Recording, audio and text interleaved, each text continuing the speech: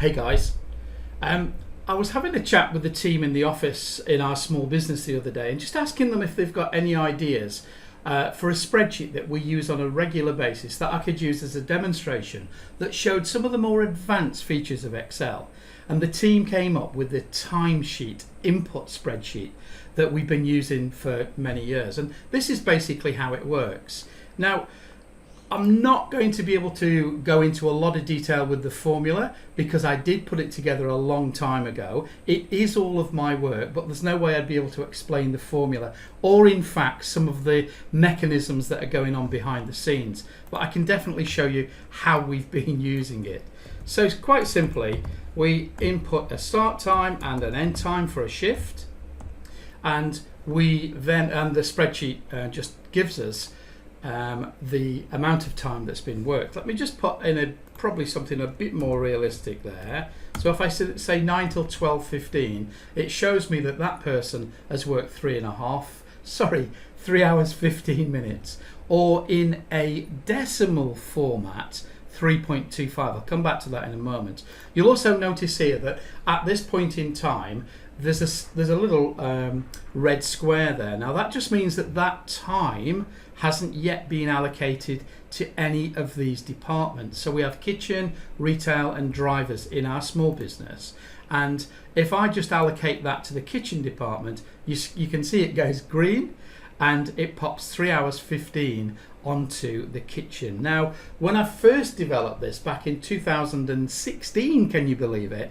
it soon became apparent that as our business grew, people were working or needed to work more than one shift, and often they would work in a different department in the afternoon. So let's say that Carolyn did that in the morning and that she came back at 1 o'clock and worked till 3 o'clock in the retail. Let's say she took some phone calls for us or did some shop sales in the retail.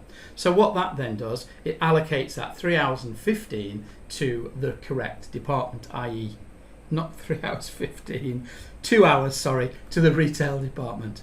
And of course what it does down the bottom of the sheet here, so that we can get a sort of analysis of what's been going on for the whole week for the whole team, it builds up a summary of everything that's been done in terms of total hours. And you can imagine that we use that for weekly analysis and just to sort of see how we're going. So that's what it does basically. Now with those numbers then, as soon as we put those numbers in, we then actually input that into Xero, which is our payroll system. Now to do that, you have to convert time, hours and minutes into a decimal equivalent. I have to be careful not to say digital, it's definitely a decimal equivalent there. And I'll just show you the formula that does that. I can't click on that at the moment because it's protected. So if I quickly unprotect the sheet, then when I click on that there, on that cell, you can see there's a lot going on in that formula there. It joins all sorts of things together and it converts 5 hours and 15 or hours and minutes into its equivalent decimal equivalent. So that's what it does. So that just perhaps gives you some idea of the type of things that you can do with Excel when you really start getting into it. Now, I could probably tell you that this would have taken me a little while to put together. I would have developed it over a period of a week or two. It didn't take a week or two to develop, but I just worked on it off and on, and then testing and then getting it right and getting the staff to test it and all sorts of things. But I have to say, I'm really quite proud of the fact that we've been using this since 2015. And apart from that change that we made to add the extra shift on there, it's worked perfectly since then, right through till 2021, without any changes whatsoever. So there you go. I'm really quite happy with that spreadsheet and the way it was put together. So that's all I have for you today, folks. Hope you enjoyed it and catch you next time.